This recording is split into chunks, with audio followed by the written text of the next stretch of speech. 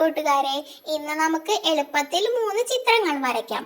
ആദ്യമായി ഫിഷിനെ വരയ്ക്കാം. ഇതുപോലെ വരച്ച്, വാല് വരച്ച്, പിന്നെ കണ്ണ് വരച്ചു, വായ വരച്ചു.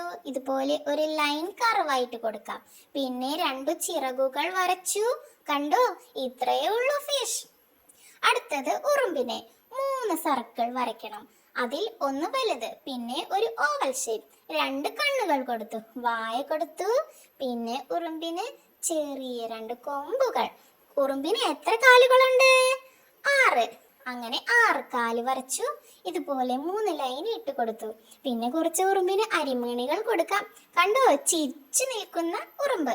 അടുത്തത് ഒരു ടർട്ടിലിനെ വരയ്ക്കാം. അതിനു വേണ്ടി ഒരു വലിയ വൃത്തം വരച്ചു.